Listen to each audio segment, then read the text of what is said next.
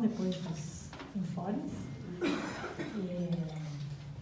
Bem, hoje a gente está começando a segunda atividade do Conselho desse ano, né? E, como já foi dito, na primeira atividade que aconteceu no dia 2 de maio, a gente, no Conselho, está estudando a ideia da escola sujeito durante esse ano. Né? E como orientador dessa pesquisa, a gente está usando o texto Teoria de Turim, do Lacan, e seguindo a chave de leitura que a gente fez no primeiro momento desse texto, a gente teve no primeiro dia, na primeira atividade, a gente tratou da questão da escola como um coletivo, né? E agora a gente vai tratar da escola como ideal. Né? No primeiro dia foi a Cíntia que me apresentou, hoje a Terezinha se encarregará disso, levantar alguns pontos sobre a questão da escola como ideal. Depois a gente vai abrir uma conversa, enfim, fazer você provocar, né, a conversa entre todos. Depois a gente abre para essa conversa, vou fazer as inscrições e a gente vai conversar junto. Tá bom? Então passo logo a palavra. Boa noite, gente, de novo. Então, eu anotei no quadro duas citações do ato de fundação, porque para mim foi a chave para entender essa questão da escola como ideal. Né? E eu decidi extrair para a discussão de hoje, então, principalmente a primeira citação, né, para discutir com vocês ou para introduzir a questão do que se trata nessa referência aí à escola como ideal. Né? E essa pergunta remete a outra pergunta que é anterior a ela, né? O que será que sustenta o coletivo da escola? Qual é a especificidade do coletivo na escola? Né? Eu vou tomar como eixo essa frase que eu anotei no quadro, a primeira, né, do ato de fundação. Fundo, tão sozinho quanto sempre estive, em minha relação com a causa psicanalítica. E aí, na sequência, né, isso aconteceu em 1964, quando Lacan foi expulso da IPA, e ele decidiu fundar a Escola Freudiana de Paris.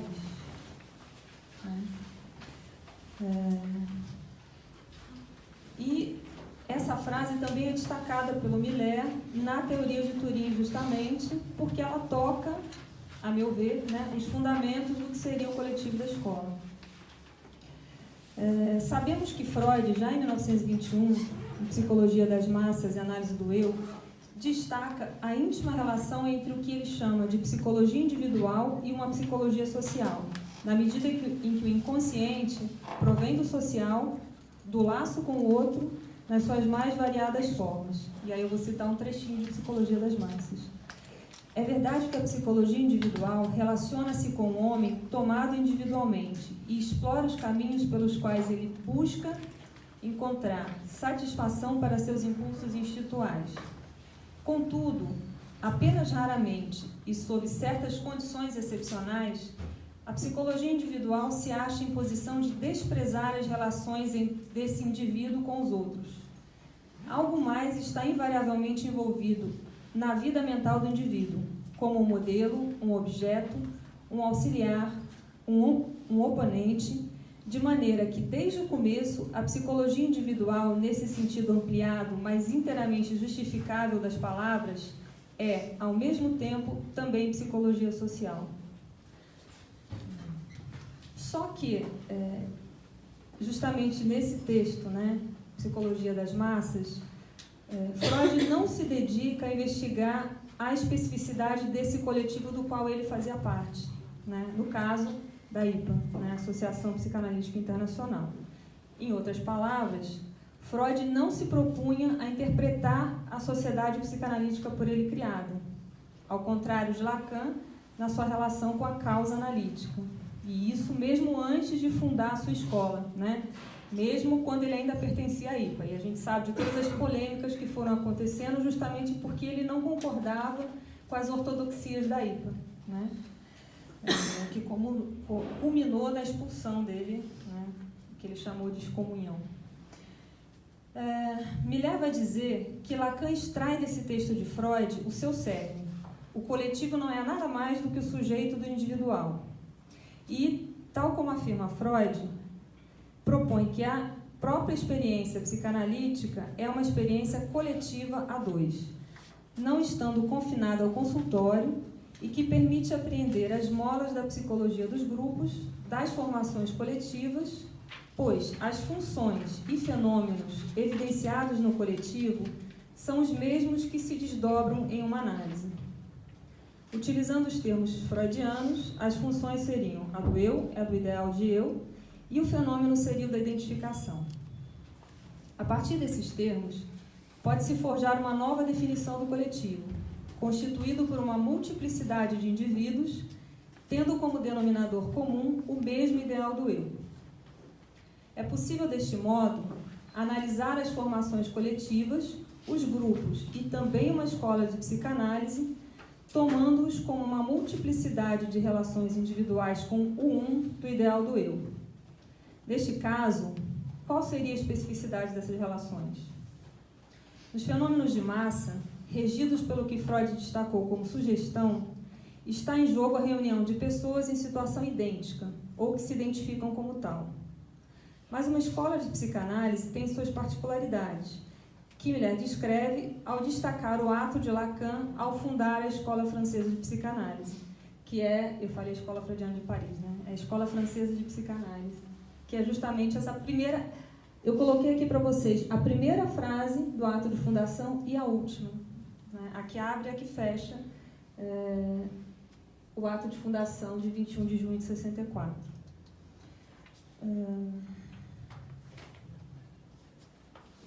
O que diferencia esses dois tipos de formação coletiva é a posição enunciativa de quem ou do que, considerando que, com Freud, que um líder pode ser substituído por uma ideia dominante, né, é tomado no lugar de ideal. E aí, eu cito, o lugar do ideal de um grupo é um lugar de enunciação. E aí, então, nesse texto, Teoria de Turing, o Miller vai dizer que existem dois lugares de enunciação possíveis. O primeiro é um discurso emitido do lugar de ideal que opõe nós versus outros, amigos versus inimigos, produzindo vínculo afetivo e segregação. É um discurso massificador que opera por sugestão, exatamente como descrito por Freud em Psicologia das Massas. E aí eu cito outro trecho, né, de Psicologia das Massas. Aqui fica como definição para a sugestão, 2 pontos. Uma convicção que não está baseada na percepção e no raciocínio, mas em um vínculo erótico. O segundo lugar de enunciação possível é um discurso emitido do lugar de ideal. Vocês notem que os dois são discursos emitidos a partir de um lugar de ideal, né? Acho que isso é importante. Que interpreta o grupo, dissocia-o e remete cada um de seus membros à solidão de sua relação com o ideal.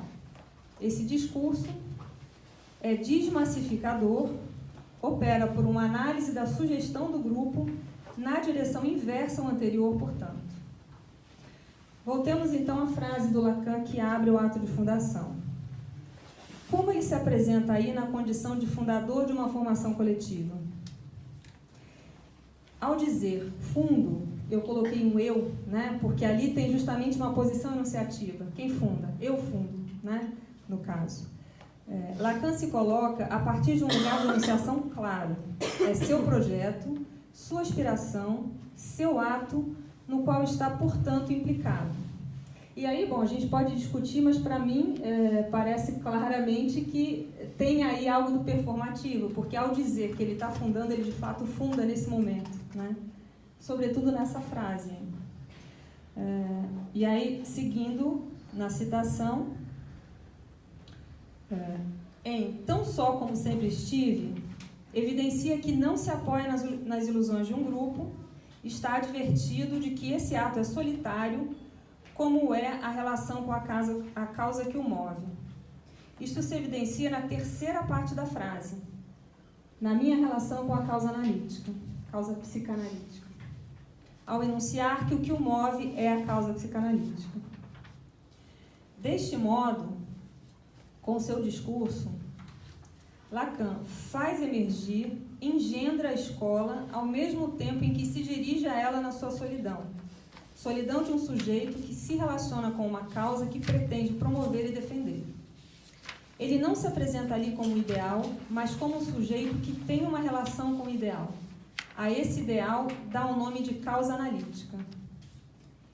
É desse lugar que convida os seus pares a juntar-se a ele na sua escola. E aí eu destaquei a última frase do ato de fundação, né? Não preciso de uma lista numerosa, mas de trabalhadores decididos como sou desde já. Então ele também se coloca nessa posição, nessa relação com o ideal, né? Portanto, não se trata aí de uma anulação do ideal, sem o ideal não haveria escola, mas do fato de que, ao enunciar desse modo, Lacan remete cada um à sua relação com o significante mestre do ideal sobre o qual se situa, um por um, sem a ilusão reconfortante de um nós. Com esse ato, Lacan institui uma formação coletiva fundada na solidão subjetiva. Não pretende, portanto, dissolver a solidão, mas colocá-la na linha de frente. Fazendo isso, evidencia um paradoxo. Embora a escola seja uma formação coletiva, o que a sustenta não é a identificação com o grupo através da figura do líder, ou da ideia dominante, conforme Freud, né, tomado como ideal. Miller sublinha que esse ato de Lacan, endereçado à sua escola, é uma interpretação, a fim de dissociar o sujeito e o significante mestre, dissociando também o sujeito e o gozo que comporta a sua relação com o significante mestre. Há um risco nisso, pois uma interpretação tem sempre um efeito desagregador. E aí o Miller vai falar do paradoxo da escola, né? O paradoxo da escola e sua aposta supõe que é possível uma comunidade entre sujeitos que sabem da natureza dos semblantes e cujo ideal partilhado é uma causa, a causa analítica que Lacan menciona no ato de fundação, experimentada por cada um na sua solidão subjetiva.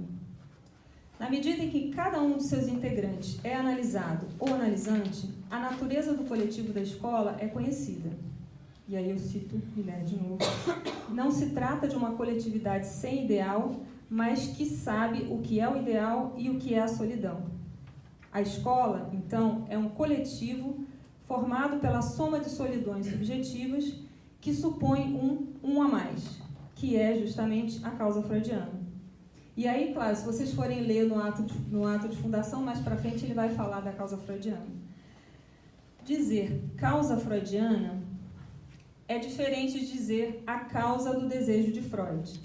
É uma extração que se enraiza na solidão do próprio Freud, em seu desejo, em sua fantasia, na relação com seu próprio objeto causa, seu gozo, mas constitui-se como um significante ideal, que pode ser colocado em lugar de denominador comum.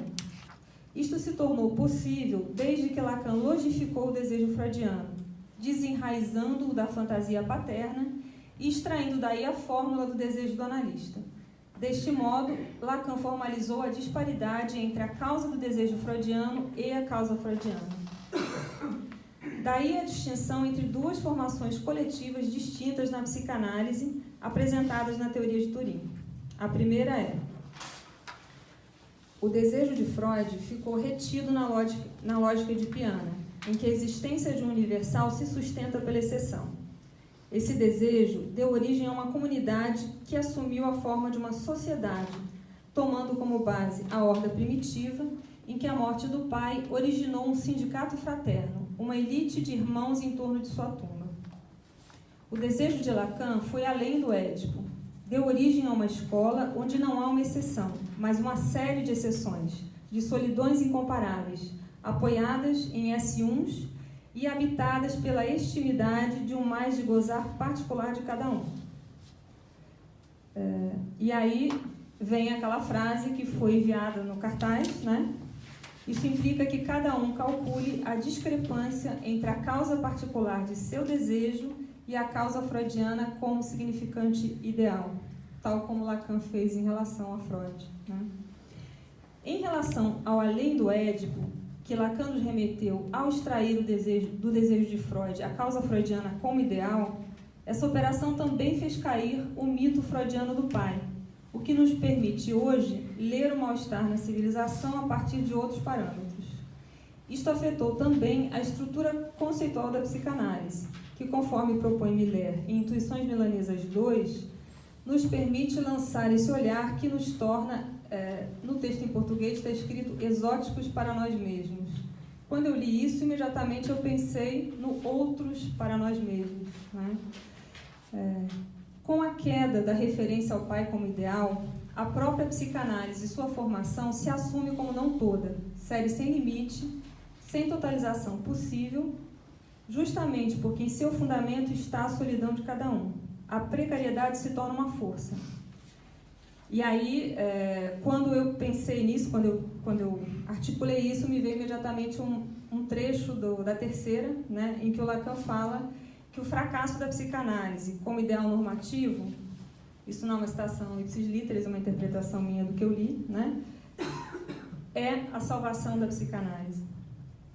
Fica ainda uma questão e um desafio, que é: se os fenômenos de grupo, tais como Freud os descreveu, são inelimináveis, pode-se apenas estar advertido quanto a ele, mas para não cair em seus engodos, é necessário um esforço contínuo, no sentido de escapar aos encantos de uma certa dinâmica de conformidade. É um termo que o Miller usa se referindo aos sociólogos, né, aos intérpretes da cultura. Isso está em Heresia e Ortodoxia, que submetem a psicanálise ao risco de apagar sua virulência em favor de um ideal que dita as regras. É isso, gente. Resumindo, é o que eu trouxe para a gente discutir.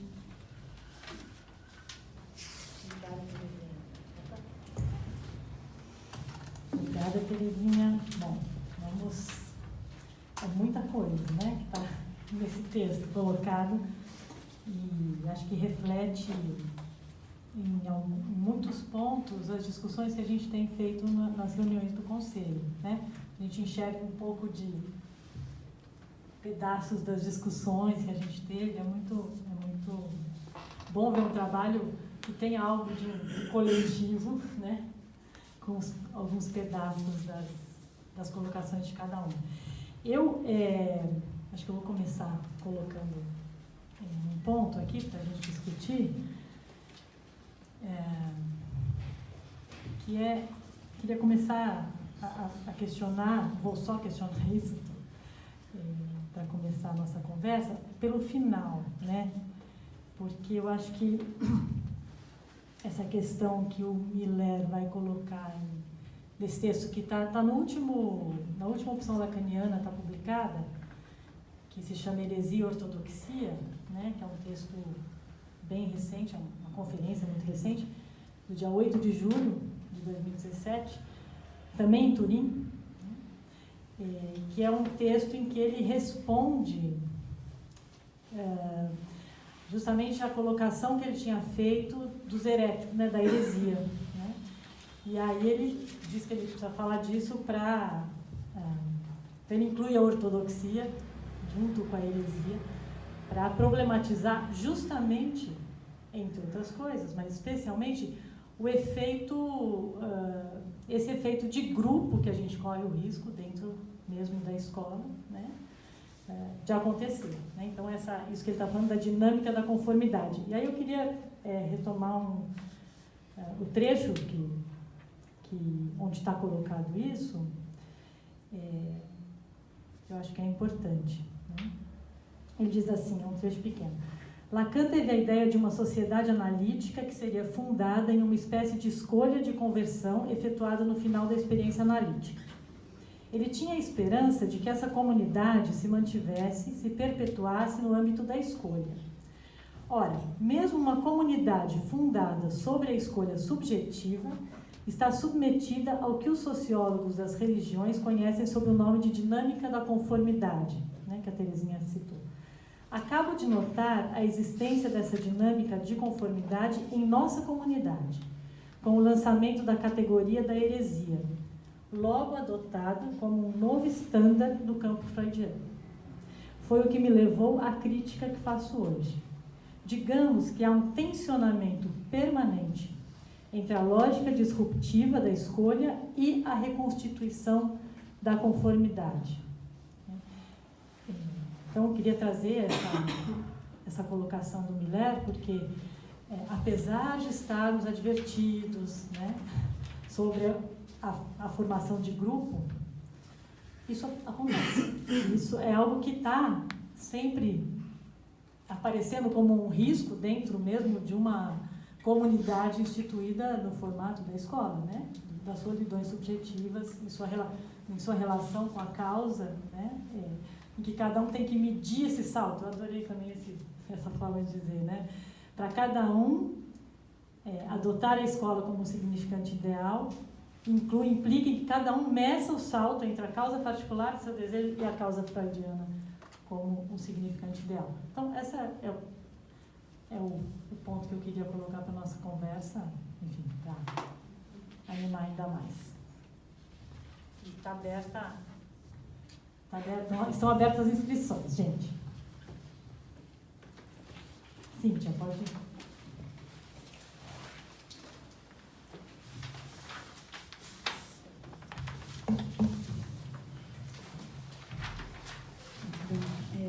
Terezinha, aqui deixa eu agradecer, né, por compartilhar com a gente, né, esse trabalho, enfim, não só aqui, mas também nas nossas reuniões. Eu concordo com a Lucila, né, que, enfim, a gente pode ver o trabalho aí acontecendo. E eu queria, eu acho que a minha questão, né, que vem aí nesse percurso, tem a ver com isso que você coloca também como questão, né, como é que esse coletivo se sustenta. E aí, eu destaco um ponto que eu achei bem interessante, né, que você, quer dizer, tem muita coisa legal, mas assim, eu acho que esse desmembramento que você faz, né, dessa frase do ato de fundação, achei que ficou, né, bem bacana, onde você localiza ponto a ponto na frase a enunciação, a causa, né, o ideal, o que move. E aí, a minha questão, né, que eu fiquei pensando, tem a ver justamente com o efeito da enunciação, né? Porque, veja como você vai colocando, né? É do lugar do ideal que se fala, porém de duas maneiras diferentes, né? Quando você fala do ato de Lacan, você diz que não é alguém que se apresenta como um ideal, mas um sujeito que se apresenta como um sujeito que tem relação com o ideal. Quer dizer, aí vai se desdobrando, né, para a gente pensar o que ele vai chamar de escola como ideal, do que a gente tem que estar advertido. Né? Aí você vai fazendo isso, porém, né, estar advertido, ser uma escola de analisantes e de analistas, enfim, tudo isso que vem no decorrer não elimina os efeitos de grupo, né? Quer dizer, eu estou pensando, todos os textos que a gente tem trabalhado, né, a gente está trabalhando, e inclusive no próprio seminário de orientação, o banquete dos analistas, a gente está... a conversação, isso. A gente está trabalhando textos que têm a ver com momentos de crise, e esses momentos de crise têm relação com as questões, com isso que emerge da lógica de grupo, né? Então, eu fiquei pensando isso, interessante, até porque eu estava lendo também, eu tinha lido o Elogio aos Heréticos, e agora lendo Heresia e Ortodoxia, né? Quer dizer, essa advertência toda que a gente pode ter a partir das análises, testemunho de paz, enfim, todos os dispositivos que tem na escola não elimina os efeitos de grupo. E eu fiquei pensando com relação à enunciação, quer dizer, que basta uma enunciação, e aí eu estou pensando exatamente nesses dois textos últimos que eu falei, para que, de alguma maneira, a gente se perfile atrás dessa imagem que o Miller trouxe num outro texto, que agora eu não vou lembrar bem, do penacho branco. Né? Quer dizer, e aí, eu acho que o ponto fundamental que você traz aqui é a interpretação.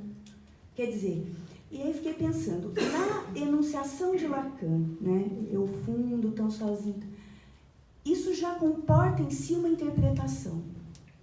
Né? Fiquei pensando, toda enunciação comporta uma interpretação? Eu fiquei pensando nesse texto, quer dizer, o Miller, vamos pensar assim, no Elogio aos Heréticos, de alguma maneira ele faz ali uma enunciação, E o interessante desse texto, Heresia e Ortodoxia, é que na primeira parte ele diz assim, olha, eu fiz um elogio aos heréticos e tal, e agora eu vou começar esse texto, quer dizer, ele diz assim, eu nem acabei de fazer o elogio, tá todo mundo já sendo herético, então agora eu vou falar da ortodoxia, né, que é a minha maneira de ser herético, ele não usou a palavra grupo, mas ele usou nesse campo de heréticos. Então, ele faz uma ironia enorme, para dizer, eu nem bem acabei de enunciar, já está todo mundo repetindo isso. Então, quer dizer, isso aí eu estou tomando como uma interpretação. Isso é uma diferença de um mês, de um texto para o outro. Eu não sei, eu acho que esse ponto da interpretação é fundamental, porque sem a interpretação, que eu acho que é isso que você traz aqui, quando você marca essas duas diferenças, né? Que se fala da posição de ideal, mas sem interpretação e com a interpretação. Enfim, eu acho que esse é um ponto fundamental para a gente pensar. E aí, inclusive, uma questão que veio com relação aos AEs, que é aquele que é interpretado pela escola e interpreta a escola. Quer dizer, eu fiquei assim, né, bom, a minha escuta em relação aos testemunhos de passe, né, quer dizer, eu acho que eu nunca fui atenta para esse ponto, da onde que o AE, de alguma maneira, né, ele faz uma enunciação e que também tem a ver com a posição dele interpretar a escola, né.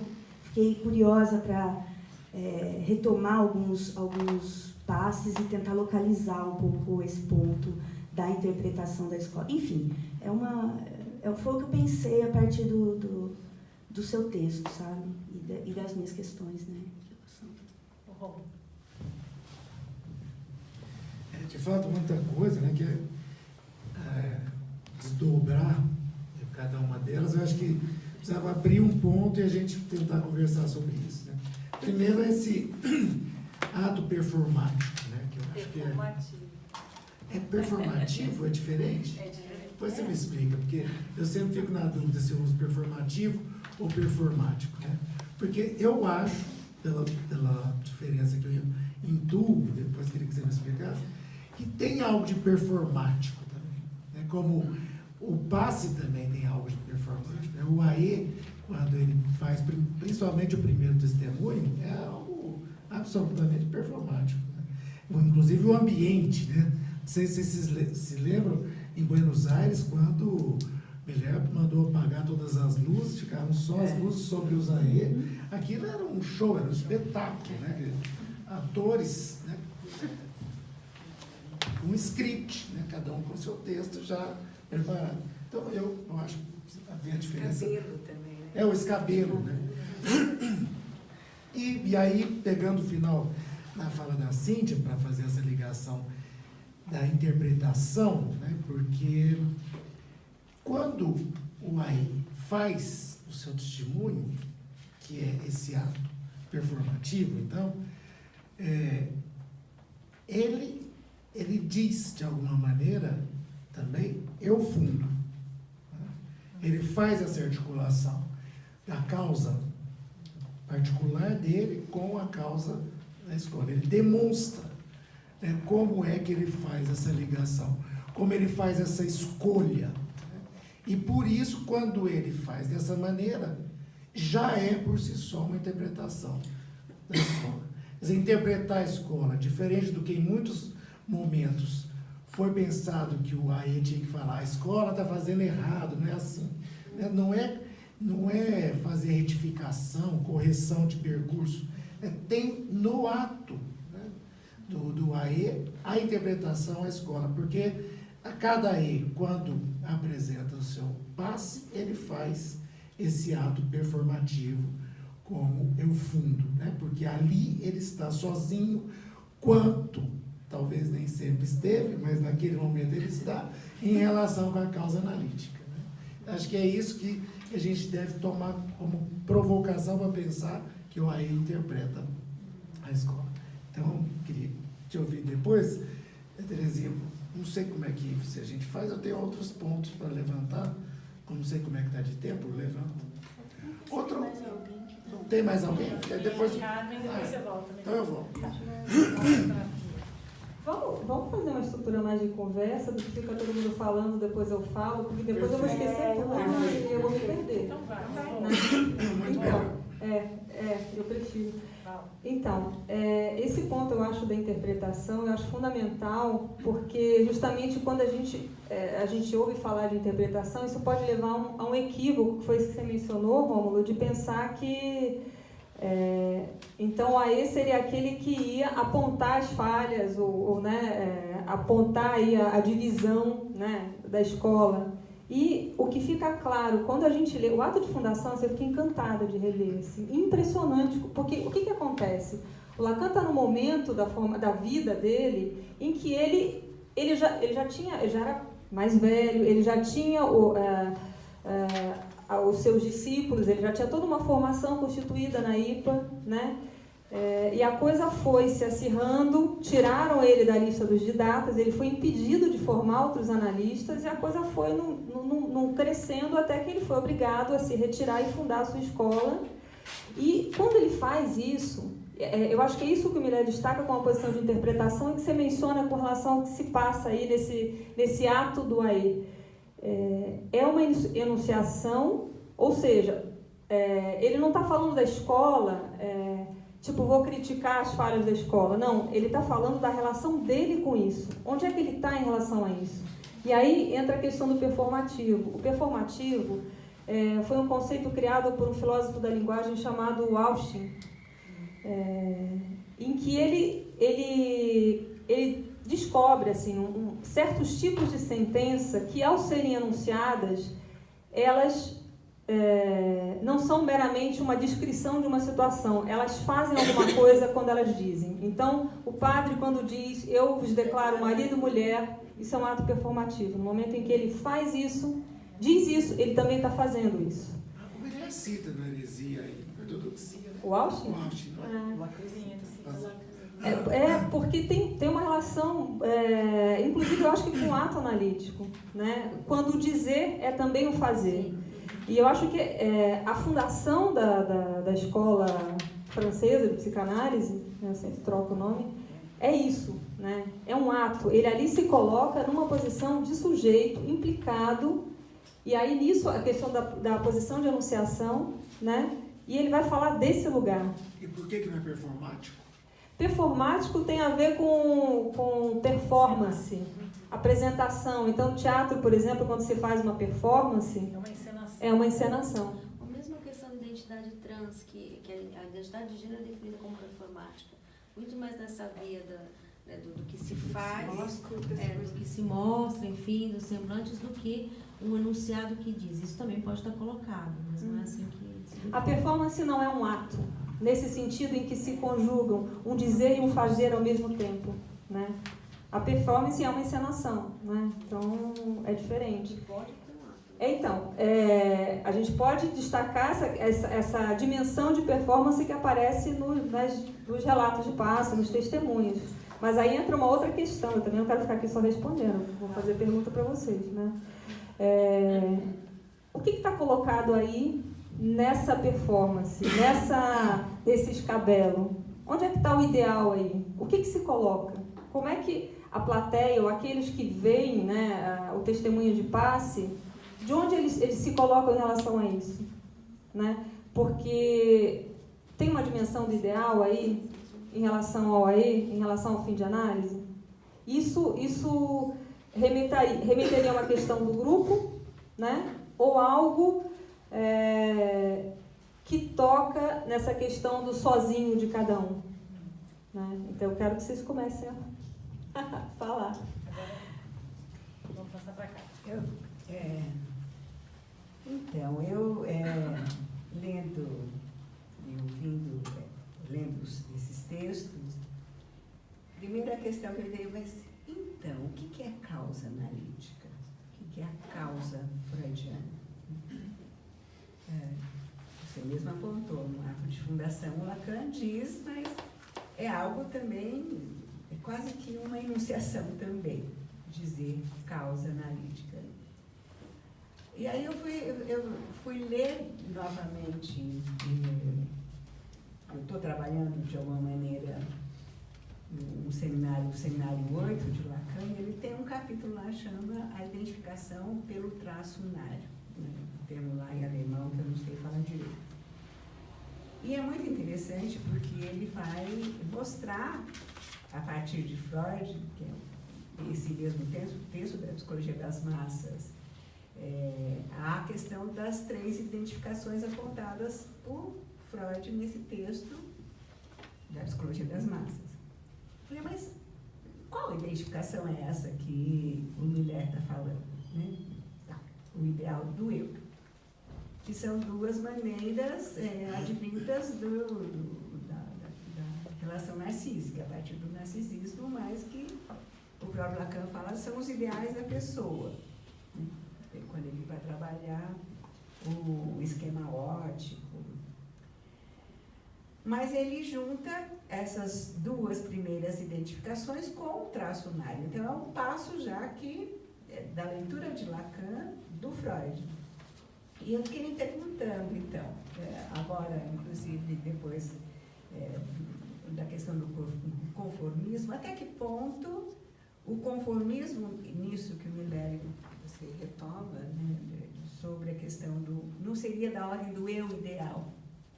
É aquele que eu gostaria de ser, então o Miller enuncia uma coisa, então todos lá identificados a isso. E em contrapartida, o ideal do eu é algo que, uma operação que aconteceu e que em determinado momento ele pode ressurgir com esse traço unário que é de cada um, mas que também faz a possibilidade de ser essa leitura a partir do coletivo, tal qual o Lacan está propondo e o Miller retomando. Então, eu acho que esse S1 do ideal, esse I de A, não é sem um grande outro, que também está no paradoxo da escola, né? À medida em que o Mae, então, que fez, passou pela questão do outro, e o outro barrado toma uma dimensão diferente, mas que, ao endereçar a escola, refaz de alguma forma este outro, mas desde uma posição a partir dessa identificação dada pela causa analítica. Então, eu acho que é muito mais uma questão de lógica do que de fatos, o que é a causa analítica, ou o que é que acontece isso, mas isso que age em cada um dos que se reúnem em torno deste significante escola, né? E da causa analítica, que remete a esse traço unário, que remete aos uns sozinhos, né? Funcionando, eu entendi inclusive assim, como um enxame, que é essa, né? Como Lacan trabalha no seminário 23. Então, era mais assim, que me levou a pensar e que acho que a gente pode usar desses outros recursos para entender que lógica é essa que está no texto quando se fala de ideal e de ideal do eu, que fica, por vezes, confuso, e que Lacan se dedicou tanto a diferenciar o eu ideal do ideal do eu, e especialmente na escola isso acontece. Então, eu queria pôr uma lenha. Pode falar. Pôr uma lenha. Se a gente não pode pensar o ideal aí, o que a gente propõe é que deve-se levar uma análise até a radical diferença. Ideal. Isso como ideal. Isso é um ideal. Esse é um ideal que inclusive, com o dispositivo do passe, o AE se coloca como aquele que pôde levar a sua análise até o fim, né? Então, até chegar à radical diferença. Inclusive porque o efeito do outro lado da garantia que a escola tem é que quando um analista tem um analisante seu que se torna AE, esse analista praticamente, de forma quase que automática, quase porque tem outros elementos, ele é nomeado ME. Tem algo de ideal que está posto aí. a diferença que eu entendo nisso que a Carmen coloca é que esse ideal não é o lugar de chegada, não há um ideal que ele aponta, que ele reúne elementos para dizer que ali está um ideal, porque é justamente pela radical diferença que ele vai demonstrar esse percurso, e a única forma de se fazer um coletivo aí é fazer esse enxame de S1. Então, vou colocar mais uma lenha na eu sua lenha. estou preocupado com uma coisa que queria lançar também, que é que a gente poderia pensar os trabalhadores decididos como os heréticos de 64. Se a gente puder. Porque a gente está avançando da questão do AE, que já estamos em 67, né? Por isso eu estou querendo voltar no 64, se a gente não estaria colocado aí com a possibilidade de ler trabalhador decidido como heréticos. Deixa eu só, não vou responder, eu vou colocar mais lenha, na verdade, na lenha, que é o seguinte: se a radical diferença necessária vai remeter ao coletivo, porque me ocorreu uma citação do Miller que está lá no Lacan e no Cidade, que eu acho interessantíssima, que ele fala que, alguma coisa assim, eu não sei de cabeça, mas que quando ele fala da dissolução da demanda, no final de análise, ele fala que as melhores, não sei se ele usa o termo melhores análises, não levam a uma demanda de passe, porque o sujeito vai cuidar da sua vida, né?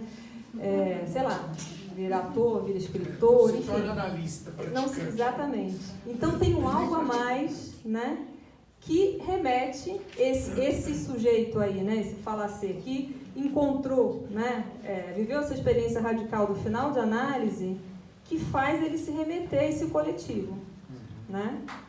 Aí eu acho que a gente pode começar a pensar o que pode estar em jogo nisso que é a causa analítica, né? Enfim, provocação, não é resposta. Na verdade, eu também, é uma questão que eu tinha ficado, a partir das nossas discussões, e mesmo antes, quando eu discuti a questão de ser herético da boa maneira.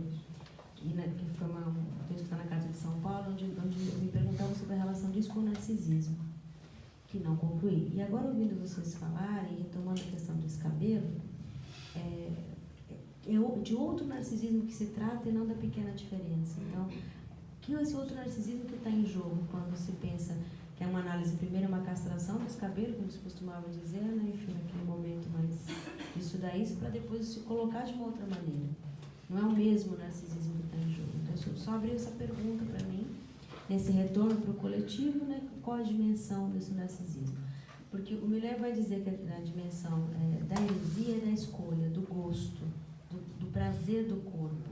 E como isso se recoloca de uma outra maneira que não seja caprichosa, vamos dizer assim. Né? Então, isso me pareceu bem interessante. Ele fala que, de alguma maneira, como eu pude escutar, que a questão é manter a dialética. Né? Me parece que esse é um ponto de orientação. Pode passar? Então vai a Daniela. Não vai até. Tá bom. Não tem mola. Não gostei do termo, não tem mola. Eu só queria voltar rapidamente à questão do ideal. Por exemplo, você falou, o ideal então é a causa freudiana, e que é necessário fazer uma diferença entre a causa freudiana e a causa de desejo do Freud. Me parece que eu queria que você falasse um pouquinho mais disso, me parece que é justamente nessa diferenciação que a gente pode ajudar nessa nossa discussão. Eu vou te responder citando outro trechinho do ato de fundação, que eu acho que o Lacan, ele diz isso fazendo isso, né? O que é a causa freudiana para o Lacan? Ele vai dizer o seguinte, na sequência, a segunda frase aqui. Esse título em minha intenção representa o organismo em que deve realizar-se um trabalho, que no campo aberto por Freud, restaure a cega cortante de sua verdade, que reconduza a praxis original que ele instituiu sob o nome de psicanálise ao dever que lhe compete em nosso mundo, que por uma crítica assídua denuncie os desvios e concessões que amortecem seu progresso, degradando seu emprego. Esse objetivo de trabalho é indissociável de uma formação a ser dispensada nesse movimento de reconquista. ele está falando que algo que o Freud instituiu foi para além do desejo pessoal dele, né? E que foi desvirtuado pelo funcionamento da IPA, né? E que ao fundar essa escola, ele pretende resgatar, não pela fundação de outra sociedade, mas justamente de uma escola que tem como fundamento o trabalho e a formação, né? Eu acho que teria ficado na causa de desejo do Freud. Não, quem? A IPA, você fala? Não, a IPA estaria presa na horda primitiva do pai morto e a associação, né, o consórcio dos irmãos, né, que fazem o luto e vivem a culpa pelo assassinato do pai. O pai era Freud. O Freud se colocava nessa posição. Eu acho que eu no começo eu mencionei que tem uma diferença da posição do Freud e da posição do Lacan em relação à psicanálise, porque o Freud se permitia ficar nesse lugar de pai. O Lacan não. Ele se coloca numa posição de enunciação, ele denuncia, né, o funcionamento da IPA, que desvirtua, né, a causa freudiana, o princípio do que o Freud descobriu, né? Isso. Então, a causa freudiana é a própria psicanálise. É a própria psicanálise. E a psicanálise, nisso que ela tem de virulento e de herege, sim. E acho que, assim, passando para esse comentário do Miller, que a Cíntia evocou, e que você evocou também, Lucila, não é a primeira vez que o Miller fala isso, né? Porque é isso, é como se ele estivesse falando ali justamente de duas formas de coletivo que funcionam na escola, né? Tem esse coletivo que funciona a partir da solidão de cada um e que se remete à causa, né? E ao modo como cada um trabalha para resgatar esse fundamento da psicanálise, mas tem um efeito de grupo que é colocar o próprio Miller nessa posição de ideal e imitar o que ele diz, ou simplesmente, sem refletir, repetir o que ele propõe. Isso aconteceu quando ele falou, que eu me lembro de mais recente, quando ele falou da psicanálise aplicada, lembra? Que isso foi toda uma discussão, aí de repente ele se irritou, e ele fez exatamente o que ele fez em relação a essa discussão aqui do herege, né? Heresia e ortodoxia. É exatamente a mesma lógica. Vocês estão me colocando, eu não quero que me imitem, eu não quero que repitam o que eu estou dizendo, né? Porque senão a exceção vira a recessão, a heresia ou a transgressão vira regra. Virou regra, né? Aí você tem uma norma como ideal. Então transformam em norma aquilo que ele diz. Mas é a exceção também, né? Somos todos heréticos, é uma forma de reunir cada um que falou, eu sou exceção, eu fiz a minha escolha. Né? Aí todo mundo é herético, todo mundo é exceção. É a lógica do grupo. Identificação ali. Sim. E isso é uma tensão, assim, e porque é quase impossível escapar disso. Então, nesse sentido, a gente tem que estar vigilante o tempo inteiro, né? E eu acho que o Miller, quando interpreta a escola, ele aponta isso. Olha, a gente se liga, né? Acho que eu queria complementar, primeiro, insistindo na questão da causa, que eu acho que é importantíssimo, a causa freudiana como a psicanálise, a diferença da causa do desejo de Freud, como você mostrou muito bem, que tem a ver com a fantasia dele, tem a ver sim com o pai. Aí sim, né? Com toda acho que a IPA, ela advém da causa do desejo de Freud, né? E é diferente da psicanálise, da própria causa analítica, então, que adviria da causa freudiana. O que me ocorre a partir do que você está falando, estou pensando aqui, talvez como um exemplo, né, considerar que, quando naquele trecho ali que eu cito o Miller, em que ele fala que o Lacan vai além do Édipo, né, que ali você tem a causa pessoal do Freud, nesse sentido, que ele está preso a essa questão do nome do pai, né, do Édipo, a questão do falo.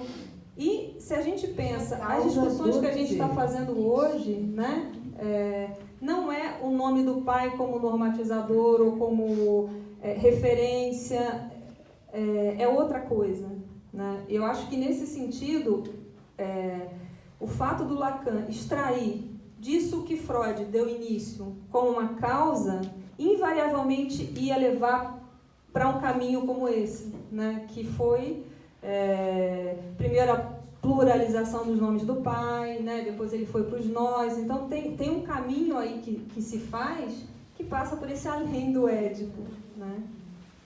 E a outra coisa é sobre essa virulência com a qual Miller se insurge contra os que o imitaram na heresia, né? Eu fico pensando, virulência porque eu assisti essa fala, né, dele e, de fato, ele se irritou, ficou quase colérico ao dizer isso. Mas isso me remete a quantas vezes todos os trabalhos que a gente escuta e toda a nossa orientação leva o nome de Jacques Miller.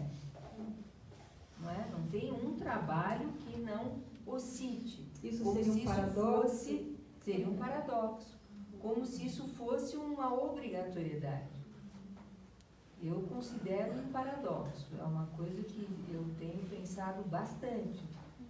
Inclusive, se ele se insurge contra o herético, ele só, é interessante, ele coloca uma exceção, que ele diz, somente Henrique Laurent havia falado do herético antes de mim. Não sei se está, eu não li na opção. Está na opção? Né? Porque ele fala, o Henrique Laurent havia... que ele fala? Bom, então, ele se insurgiria também com essa repetição ad infinitum do nome dele. Como é que é isso? Como é que a gente resolve esse paradoxo? Uma boa pergunta, como é que resolve? Se é que é para resolver, mas é para, pelo menos, a gente está alertado dessa grande diferença entre o que seria a causa do desejo do Miller, que ninguém sabe, é perfeitamente enigmática, vamos dizer assim, aspas, e o que seria a causa analítica, a orientação lacaniana, que aí é uma proposta dele. Então, Mas não é uma interpretação de Miller sempre que ele aponta isso? A interpretação da escola? Se a gente considera, né, esses fenômenos de grupo que sempre acontecem, né, sempre voltam, e ele aponta isso, né, me parece sim uma interpretação. Mas eu fiquei pensando numa outra coisa, né, viajando aqui. Vocês leram, com certeza, A Vida de Lacan, né? Para pensar a questão da causa do desejo de cada um e da causa analítica, essa diferença, né? Parte do que move Miller, a meu ver, lendo Vida de Lacan, é o amor que ele tinha pelo Lacan. Assim, é impressionante a gente ler isso no Vida de Lacan, e ele dedicou uma vida a manter e a difundir a palavra do Lacan, né? Isso é a causa do desejo de cada um, pensando, né? Mas tem algo que vai para além disso, que se extrai disso, que é toda a construção de uma escola, né? Que pode se fundamentar nisso, nesse desejo de manter viva a palavra do Lacan, depois que ele morreu, mas que se extrai disso uma outra coisa, que pode se tornar um coletivo, né? Que se fundamenta aí em princípios que são fundamentais para a psicanálise, né? Eu acho que é nesse sentido a causa do desejo freudiano versus a causa freudiana, né? Que o Miller menciona aqui nesse texto, que eu acho bem interessante, né? E que para cada um de nós, né? Porque na citação, né? Isso implica que cada um calcule a discrepância, essa é a discrepância entre a causa de cada um, a causa particular de seu desejo e a causa freudiana como significante ideal. Isso foi para o Lacan, para o Miller e é para cada um de nós. Então a gente tem que se perguntar o tempo inteiro, né? É, por isso que é ideal. Sim. Eu colocaria uma pergunta em relação... desculpa. Eu perguntaria se a gente poderia chamar isso também de uma interpretação calculada, né? Porque estou pensando, né, dessa relação, é um ato, né, e nessa articulação entre ato e intenção. Quando a gente fala calculado, não necessariamente está falando em intenção, né? Mas se a gente for pensar, né, que é um ato, né, que surge aí a partir de uma contingência, né, porque a guerra está lá, está explícita já em 58 na direção do tratamento. A gente vê guerra em cada parágrafo, né? A gente vê isso, essa tensão que a Lucila traz, já está ali, né, tão formalizado. E aí vem um ato, né? Quer dizer, é um ato de corte, é um ato de basta, né? E por isso, quando você traz isso hoje, Terezinha, para mim esclarece muito, né? Quando você faz essa articulação com a interpretação. A pergunta seria em relação à questão, se seria calculado nesse sentido. Alguém tem uma ideia? Alguém pode responder? Eu não sei te responder, mas não sei. Como a gente só sabe depois da terminação. Eu era só um comentário, a gente estava falando dessa questão da causa freudiana articulada ao ideal, pensando nisso também do Carmo coloca na relação à mulher, e me retorna o significante que une o campo freudiano, que é a orientação lacaniana. E isso tem um lugar nessa comunidade e é já ligado à mulher. Então, o que estaria em processo aí? Foi uma questão. Então, ouvindo você falar, me ocorreu uma outra coisa, assim, para que um coletivo se forme, é necessário que haja alguém numa posição de ideal. Algo tem que ser colocado numa posição de ideal. A diferença é de onde fala esse que é colocado na posição de ideal, né? É isso que faz toda a diferença. Sim, de qualquer maneira, né, pensando na história aí da psicanálise lacaniana, tem algo aí da causa freudiana enquanto fundante com Lacan, mas eu localizo que a orientação lacaniana diz de um segundo passo, já pós-Lacan, nesse sentido. Mas e seria qual? Seria o quê? Então, não sei, me veio significante como algo ali, tem algo que se condensa. A orientação lacaniana, todos nós remetemos aos seminários do Miller. Então, Mas a causa analisa. Mas Não, o sim, Miller é o melhor comentador que a gente tem do Lacan. Né? Sim. A leitura que ele faz, ele torna o texto do Lacan legível, né? De uma maneira... Essas articulações, por exemplo, que ele faz na teoria de Turing, foram um mote para eu ir lá no ato de fundação e localizar um monte de coisa, né? Se eu fosse só ler o ato de fundação, será que eu teria identificado, localizado essas coisas? Não sei. Né?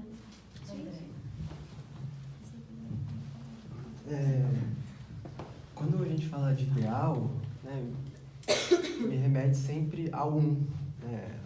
Um que está na posição de ideal, um que sustenta esse lugar idealizado, né? E me veio um pouco, enfim, sei lá, o significante da escola una, né? Que para não se perder no múltiplo das orientações dispersas, do lacanismo mesmo, né? Tem algo que unifica a escola como una. Talvez passe muito pela orientação lacaniana, né? Isso que unifica, né? Mas não é sem perder uma certa relação com o múltiplo também, não é digamos assim, enfim, que diz a verdade sobre o texto, que não permite pensar, né? Mas, de fato, permite também com que não haja uma desagregação, né? Uma pulverização, uma multiplicidade, uma incompreensão generalizada, porque é muito difícil sustentar uma leitura solitariamente, né? O problema da psicanálise é que não dá para ser psicanalista só no consultório, você tem que ficar falando com os outros, você pensa nisso quando você acorda, quando você sonha, quando você vai na análise, quando você faz prisão, quando você está lendo um texto, quando você está lendo uma novela, tudo você faz pensar na psicanálise, você precisa falar disso. Então você precisa ter um lugar para acolher isso, e não pode ser um lugar que remeta a milhares de interpretações sempre dispersas. Tem alguma coisa que precisa do precisa do ideal, que precisa dessa convergência de leitura para você poder, enfim, não se sentir um maluco. Eu acho que esse é o paradoxo da escola que o Miller menciona, né? Só, acho bem interessante isso que o André coloca, porque nós vimos o trabalho agora da Escola UNA, na preparação do congresso, né, em torno do tema da psicose ordinária, que é algo que foi lançado pelo Miller há 20 anos, e nós tivemos 7 papers, com 7 textos cada um, com várias pessoas trabalhando sobre o tema, resultado desses 20 anos de pesquisa, de prática, colocando aí em torno de algo que poderia ter sido colocado como ideal, a psicose ordinária, mas que reflete como cada um, na sua solidão, na prática, que acho que é algo que a gente precisa dar ênfase, né? Porque esse resultado desse trabalho no Congresso não foi uma elaboração pura, simplesmente teórica, né? Um estudo epistêmico do tema. É o que cada um experimentou nesses 20 anos na prática, né? Na psicanálise, com uns casos que não se classificavam de um lado ou do outro, pelo menos de modo claro no início. Então, eu acho que isso é importante, isso que então faz esse coletivo. Nesse sentido, a pergunta, acho que é da Paola, essa provocação, ele pode dizer, aí o Miller, vamos dizer, deixa de ser, entre aspas, lacaniano, porque ali ele pode continuar lacaniano, mas nós somos millerianos. Porque nós estamos estudando a psicose ordinária já a partir da orientação de Miller, né? Para além do que Lacan transmitiu. Tem uma coisa que eu ainda insistindo nessa questão da interpretação, que você retira aqui do Miller e você vai dizer, né? Miller vai dizer que esse ato de Lacan, endereçado à sua escola, é uma interpretação, a fim de dissociar o sujeito e o significante mestre. Quer dizer, ele diz o que é essa interpretação, como funciona essa interpretação que tá contida nesse ato performativo que você me esclareceu brilhantemente aí, que acho que faz toda a diferença, né? Que é isso, né? Dissociar o sujeito do significante mestre. Então, eu acho que isso esclarece algo da ordem desse ideal, desse de que é cada sujeito em relação ao seu S1, né? E aí em relação à causa. Né? Então, enfim, só esse ponto que eu acho que é bem interessante, que é justamente, Romo, diferente de uma interpretação que venha chamar atenção ou que venha dizer, olha, não é isso que vocês estão fazendo, né? Como você bem colocou. E que eu acho que é essa interpretação que está no testemunho dos AES, por exemplo, que remete cada um, de alguma maneira, à sua solidão. Eu acho que talvez esse seja o ponto que mereceria a gente, numa próxima discussão, se debruçar sobre ele. O que caracteriza, o que é essa interpretação? Porque eu não quis entrar nisso, porque eu acho que isso é outro tópico. Exato. E que vai levar a gente para pensar o que é a escola sujeito. Né? Que eu acho que vai ser o fechamento, eu acho, da discussão. Né? Fechamento não todo. Do ano. Fechamento não todo, né? No próximo encontro, mas ainda tem a conversação no fim do ano, né? Essa colocação que o André traz me fez pensar na questão da função do né? E fiquei pensando que exatamente no momento em que Lacan propõe também a história dos cartéis, né? Que é o aí toda a formulação do mais com função de menos, que sustenta esse real, que sustenta que o agrupamento não vire grupo, né? Mas que comporte em si um menos, não um mais, que não opere pelo discurso do mestre.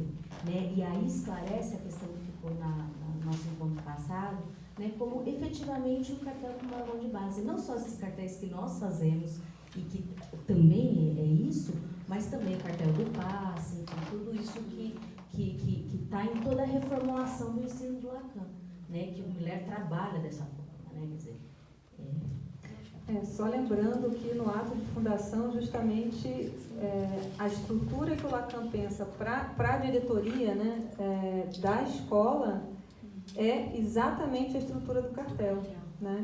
E ele vai dizer, e ele vai frisar que não é uma estrutura hierárquica, pelo contrário, ele fala de modo algum uma hierarquia de cima para baixo, mas uma organização circular. Eu tenho uma questão com relação a chamar o cartel de órgão de base, porque base parece basal, né? Mas eu acho que ele está no fundamento, né?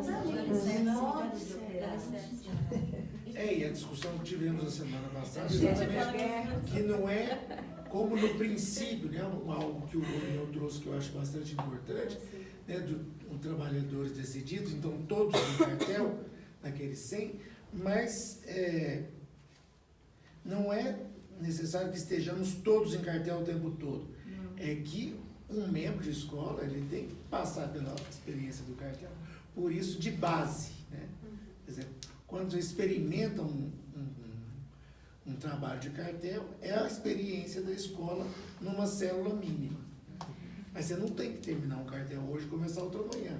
Então, para além da estrutura do cartel, né, como dispositivo, a gente pode chamar de dispositivo, tem algo dessa lógica do cartel, né, que eu volto àquele texto do Miller que eu acho brilhante, que é 5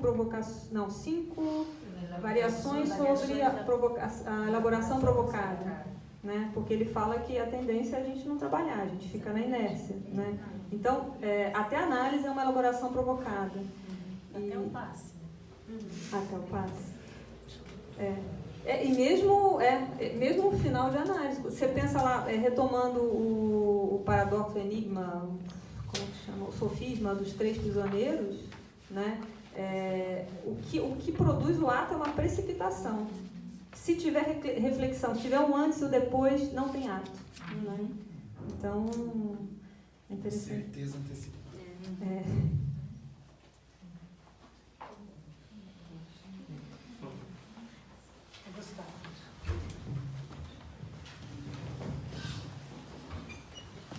Então, eu fiquei pensando só no que a Cíntia falou, essa questão do ato performativo, interpretando, não necessariamente ele vai ser tomado dessa maneira, por quem está sendo interpretado.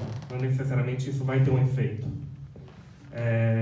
Tirando um pouco o Miller, né, da reta, mas, por exemplo, a própria questão do AE, né, isso do AE interpretar, mas ao mesmo tempo, se isso não afeta, né, quem está ouvindo, automaticamente vai virar um novo ideal. Entende? Entendo, mas aí eu vou voltar para essa questão da interpretação, porque a interpretação não é uma intenção de interpretação. A gente só sabe que é interpretação pelos efeitos. Então, sim, justamente, se não produziu nada, a interpretação não foi. Então, esse efeito que, pelo menos que eu vejo, né, de ter o AE como ideal, né, e aí, né, quer dizer, o que então de fato é interpretado, que eu acho que eu ainda fico com essa questão, né, que a Cíntia coloca. Como que se dá então de fato essa interpretação a partir do AE? Então, eu fico pensando nisso do modo como Lacan faz, uma posição de enunciação que diz de si na sua relação com a causa, com algo que se extraiu daí. E não é algo que tem a intenção de servir de modelo para ninguém, porque não funciona como modelo. Não é reprodutível, é cada um com o seu cada um. Né? Então, que haja na plateia esse efeito de idealização é uma coisa. Que o AE se coloque nessa posição, aí eu já acho que não faz muito sentido, para mim. Ele vai ser interpretado como tal. Né? Se o AE se coloca nesse papel idealizado, certamente a escola vai interpretá-lo como tal. Desce daí.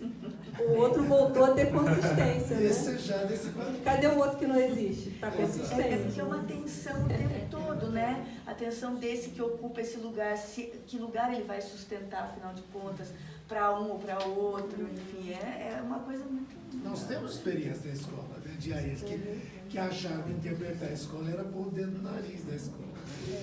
Aí, obviamente, que tem esse efeito de interpretação da escola em relação a ele, dizendo, não é isso. Mas Mas a gente perguntaria, então, você acha que tem uma certa, assim, um ideal construído do que se espera desse aí que está sendo nomeado? Eu vou remeter a pergunta para você. Quando você vê um testemunho de passe, que efeito produz em você? Sim, mas aí não é todo testemunho que vai... Então, mas justamente na psicanálise o todo não tem lugar, né? Então, aí a gente volta para a solidão. Cada um, né?